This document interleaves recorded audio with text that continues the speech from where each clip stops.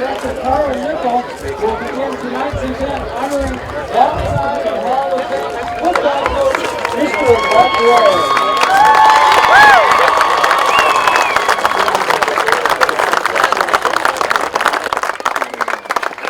Thank you, Tammy. As Tammy mentioned tonight, we are proud to honor Coach Mike Rea. As you can see in front of you, there's a lot of family members here. I'd introduce each and every one, but I'm not good with names. So, grandkids, cousins, aunts, other grandkids, other cousins, husbands, son-in-laws, and best friend and his wife. Hopefully that covers everybody. How's that? Good job. All right. Coach Rea began his coaching career in Aurora, Illinois at Merriam Academy. Merriman, am I saying that right, Coach? Marmion Academy, 1973. Now there's one gentleman here that played for him back in those days. And Rolf, raise your hand. Woo!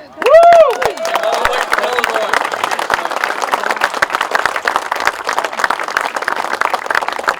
And did Joe make it or not? He's on his way. He's on his way. Okay. Joe Frazier. Oh, I remember Smoking Joe. I remember Not him. Smoking Joe Frazier. Short guy, right? Yeah. Airplane.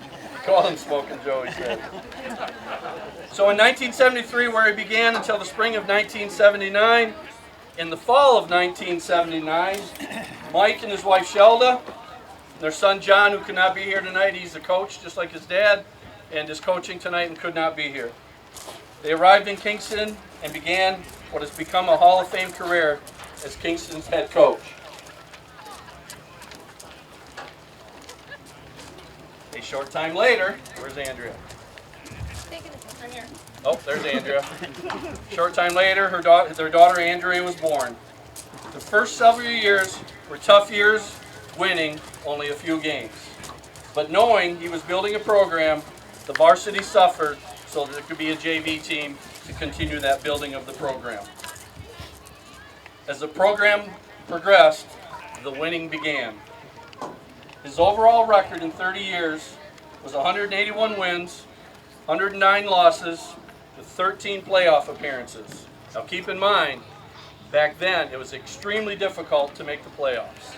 They went by playoff points, not wins. So it was extremely difficult. So 13 playoff appearances is a large number.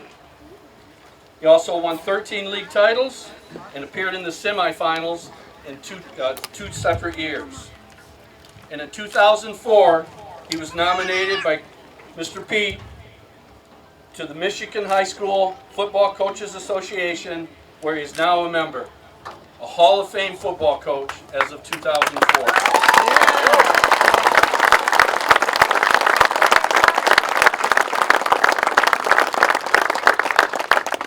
His impact is still felt today and will be for many years to come. And he has no clue. These young men that are standing, well, young men to me and him, but these men in front of you have been influenced by him more than he'll ever know. Every day that I'm in this school, his name gets mentioned by one person or another. And it's been a few years. So the impact is still there. Coach, as you look to your left, the top of the scoreboard, and I apologize, I did have everything covered. I was going to do a big reveal, but with the wind today, they kept blowing off. It says, "Welcome to Rea Field." Press box in front of you. From this day forward, this football field will be known as Rea Field. So on behalf of the entire Kingston community and many other communities represented here today, the administration, the school board, and everybody that's ever known you, congratulations, Coach Rea.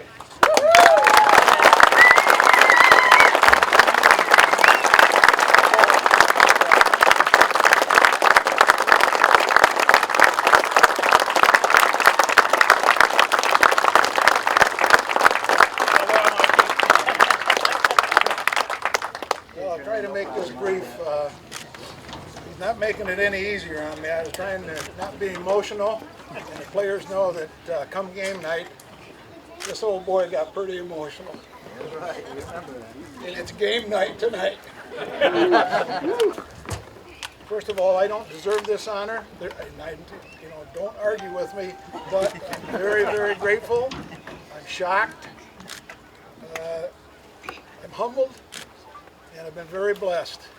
I've been blessed to be in the Kingston community for 30 years. And it's been my honor and my privilege to be here. I got a little story to tell you real quick. When I told my daughter that this honor was coming to her father, she told Lincoln, my first grandson, what was going to happen, and Lincoln's first response was, "Is Grandpa going to die?" she said, "Why?" "Well, don't they give these honors out to people who've died?" "I'm still living, buddy." Quite a culture shock for me to come to Kingston. In 1979, I came from a school that we had 45 to 50 players on the varsity. We had a JV team, we had a freshman team. It was just like a miniature college campus. Our two-a-days were 2 weeks, stayed at a dormitory. It was a private boys' school, and just like a small college team. Came to Kingston, and whoa. Our first team, I think we had 15 players on the team. A couple guys came out, thought with a new coach they were going to, just set the world on fire, and they quit. But the 15 that we had stay that first year, they were excellent young men. And one of them was my first quarterback here at Kingston, Jason Kaler, member of the school board. He took a lot of hard knocks as a quarterback. But slowly but surely, we started working at things.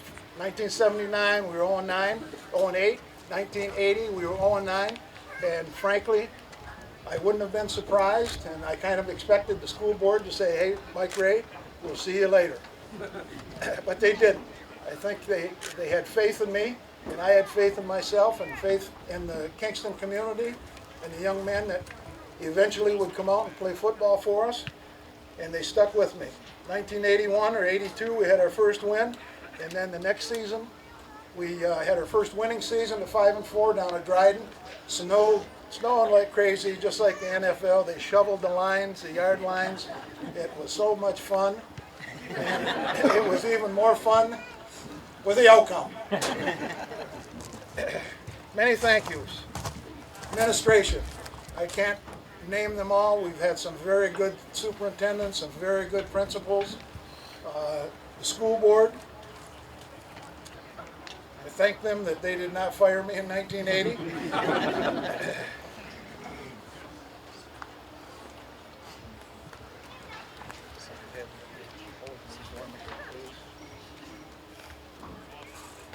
Kingston parents in the community for their support. I know a lot of schools in the Thumb say they've got the best fans in the Thumb, and they don't stand up to the fans of the Kingston community, the way you support every athletic team that we have had here.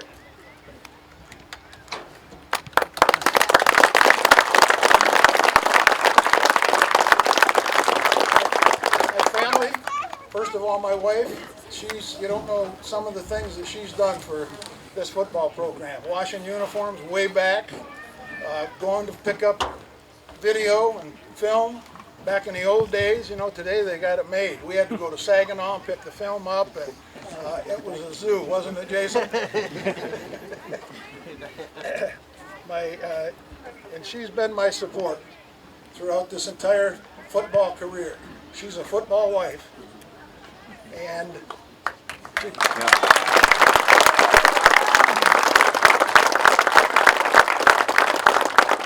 children, John and Andrea, a lot of times they were without their dad, coaching clinics, going to camps in the summer, going to camps in the late summer. John is a football coach. Andrea used to coach junior high track here. She's still at the elementary school in Kingston. my parents, who were great supporters of Kingston Athletics. And if they can see from where they're at right now, I'm sure they're smiling at all of you folks for being here. We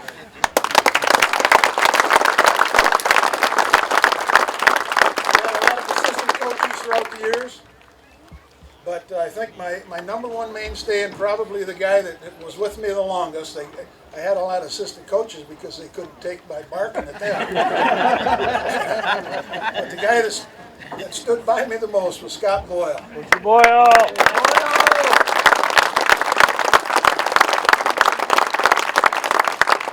Statisticians and film. It was hard getting people to film back in those days. The scouts, hard to get people to scout. Scott was always with me on Saturdays when we ran a flag football program. Fundraisers. We had one fundraiser every year, and it was done 3 times a year. And his mother, Nancy Boyle, and Ben and Janet Kramer, they fixed all of these meals. We'd have antique dinners, we called them. We did that 3 times a year. They were there to cook those dinners, and I was there to wash the pots and pans. Did that for 10 years. For 10 years they did that. And most importantly, I'd like to thank the players. We've had some great ones, and great players make good coaches. And if they can put up with my barking like a lot of those assistant coaches could, they deserve a lot of credit.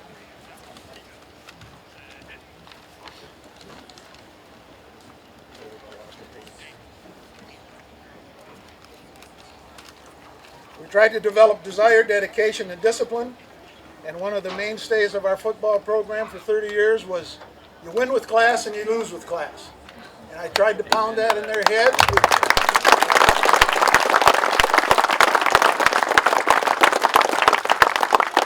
We built that on desire, dedication, and discipline. Tried to encourage the players to become the best son, the best dad, the best brother, the best person that they possibly could be.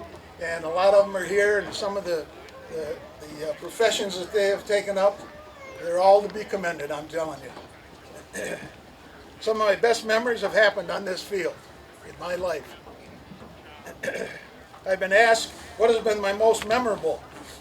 You know, we had a lot of wins, won a lot of conference championships, made a lot of playoffs, this and that. But the thing that stands out in my mind, and this will be with me forever, was when we had the 50-year celebration on this field of Kingston football, when all of the players that were here from the past, and some of them I didn't know, you know, because back in 1954, I wasn't around here. I just loved that, seeing those guys and walking down the line and shaking their hands. And another memory that I'm going to cherish for the rest of my life is one that I'm going to have tonight, to see another one of my former players coach the Kingston Cardinals. To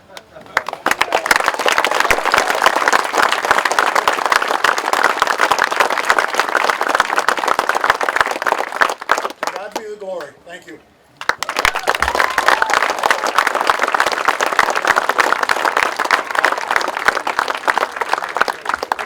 Let's give this man a standing ovation. He deserves it.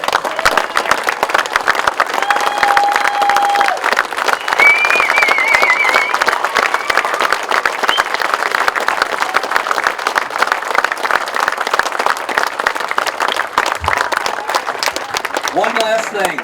Go Cardinals!